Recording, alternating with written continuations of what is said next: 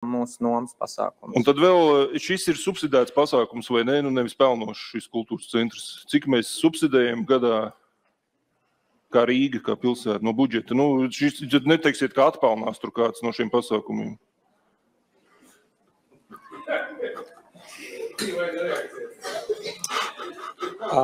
Nu kā? Nu mēs braucam mīnusos vai ne ar šo visu kultūras centru. Nu tas ir, lai kultūru veicinātu, es saprotu, vajadzīgs ir, jā, es atbalstu, bet vienkārši zināt ciparus, cik mēs braucam mīnusā gadā ar šo kultūras centru. Plus visi komunāli, nu visi kā nebraucam. Pelnoši tad ir? Ir plusos vai nav? Nu katram var taču izrēķināt, cik ir.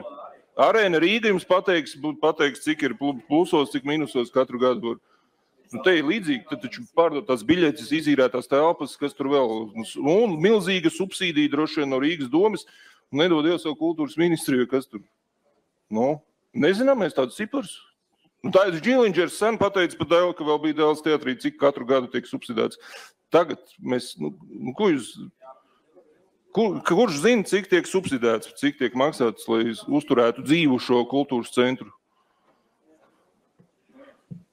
Nu, kurš tad rēķinus maksā elektrību, siltumu varam piešķirt siltumu, tā kā Ukraiņu vēstniecībai? Neviens nezinu, visi krata galvas. Tiešām, es domāju, momentāli sekos atbildi kaut kādu, izrādās, neviens nezinu. Un tur būs iegrūst iekšā 4,9 miljoni jau remontā. Tad neviens nezinu, vai tas vispār ir pelnoša ēka vai... Nu, grāmatvedība, kurš nodarbojās šim konkrētam objektam?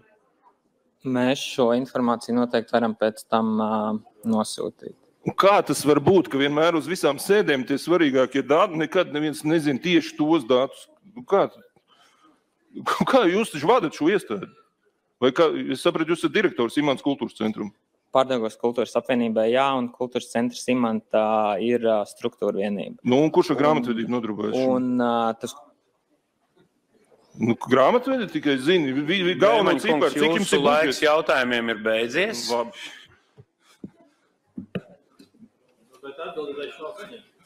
Tā, par procedūru mērs Viesturs Klenbergs, lūdzu.